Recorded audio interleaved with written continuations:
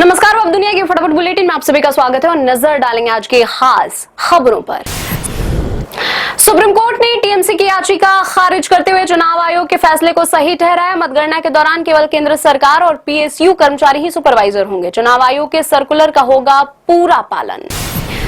आम आदमी पार्टी से भाजपा में जाना राज्यसभा सांसद संदीप पाठक को खासा महंगा पड़ गया। पंजाब पुलिस ने उनके खिलाफ 2 एफआईआर दर्ज की है। अब उन पर गिरफ्तारी की तलवार लटक रही है। बताया जा रहा है कि पुलिस उन्हें गिरफ्तार करने भी पहुंची थी, लेकिन वे पीछे के रास्ते से निकल गए।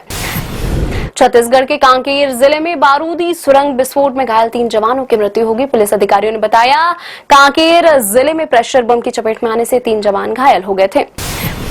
पश्चिम बंगाल में दक्षिण 24 परगना के फाल्टा में वोटिंग के दौरान बवाल। टीएमसी नेता जहांगीर के खिलाफ स्थानीय लोगों ने किया प्रदर्शन।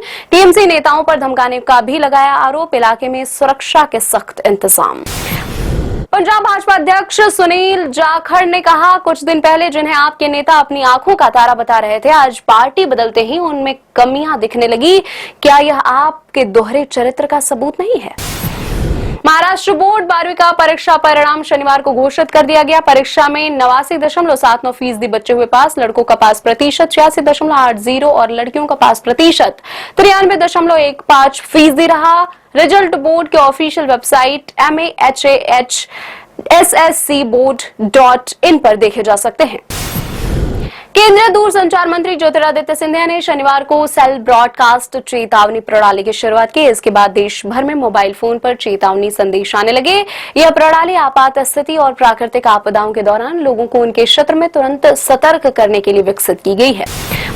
पुणे की घटना पर महाराष्ट्र के मुख्यमंत्री देवेंद्र फडणवीस ने कहा, घटना बहुत ही निंदनीय है। 3.5 साल की मासूम बच्ची के साथ 65 साल के व्यक्ति ने कुकर्म किया और उसकी हत्या भी कर दी। आरोपी को गिरफ्तार कर लिया गया है। उसके खिलाफ फास्ट ट्रैक कोर्ट में मुकदमा चलाया जाएगा और हम मांग करेंगे कि इस तरह के आरोपी को मौत की सजा दी जाए।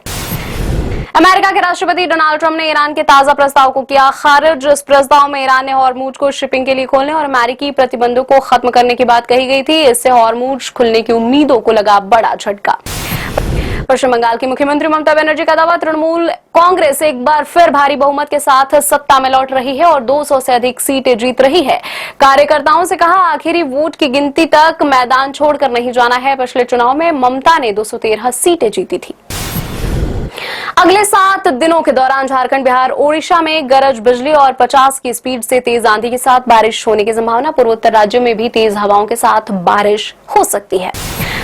आप छोड़कर भाजपा में शामिल हुए राज्यसभा सांसद संदीप पाठक के खिलाफ पंजाब में एफआईआर के मामले में भाजपा ने कहा, आप संयोजक अरविंद केजरीवाल बदले की राजनीति कर रहे हैं।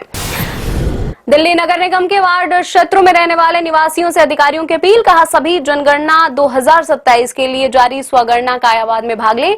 वार्डों में रहने वाले निवासियों में किराएदार और प्रवासी भी शामिल हैं। दिल्ली पुलिस ने ऊंचे दामों वाली गाड़ियों की चोरी करने, उनके चेसिस नंबर से छेड़छाड़ करने और जाली दस्तावेजों के जरिए उनका दोबारा पंजीकरण कराने वाले एक संगठित अंतर्राज्यीय गिरोह का भांडाफोड़ किया है। अधिकारियों ने कहा, इस सिलसिले में गिरोह के 10 मुख्य सदस्यों को गिरफ्तार किया गया है और चोरी की 31 लग्जरी गाड़ियां बरामद की गई हैं।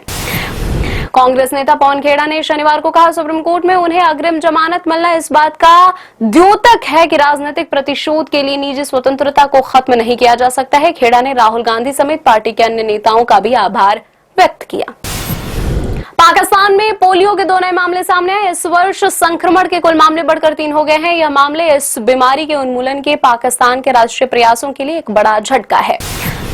दिल्ली कैपिटल्स के तेज गेंदबाज काइल जामिसन को जयपुर में आईपीएल मैच के दौरान राजस्थान रॉयल्स के युवा बल्लेबाज वैभव सूर्यवंशी को आउट करने के बाद उनके प्रति आक्रामक अंदाज अपनाने के लिए एक डीमेरिट अंक का दंड दिया गया। जामिसन को चेतावनी भी दी गई है। केंद्र सरकार ने रोहित जैन को 3 साल के कार्यकाल के लिए भारतीय रिजर्व बैंक का डिप्टी गवर्नर नियुक्त किया है। जैन टी रविशंकर का स्थान लेंगे, जिनका विस्तारित कार्यकाल शनिवार को समाप्त हो गया। रितेश देशमुख की फिल्म राजा शिवाजी को मिला महाराष्ट्र में जबरदस्त रिस्पांस। फिल्म ने ओपनिंग डे पर किया 11.35 करोड़ रुपए का कलेक्शन। मराठी इंडस्ट्री की सबसे बड़ी ओपनर फिल्म बनी राजा शिवाजी। फिल्म को रितेश देशमुख ने प्रोड्यूस और डायरेक्ट किया है। Stand up comedian Munawar Faruqui बने दूसरी बार पिता। दूसरी पत्नी महजबीन कोटवाला ने दिया बेटे को जन्म। पहली पत्नी जैस्मीन से है मुनव्वर का एक बेटा। 2024 में कॉमेडियन ने रचाई थी महजबीन संग दूसरी शादी। ये थी आज की फटाफट बुलेटिन। ऐसे ही ताजा अपडेट्स के लिए बने रहे हमारे साथ, यानी कि विजिट करें वेब दुनिया पर।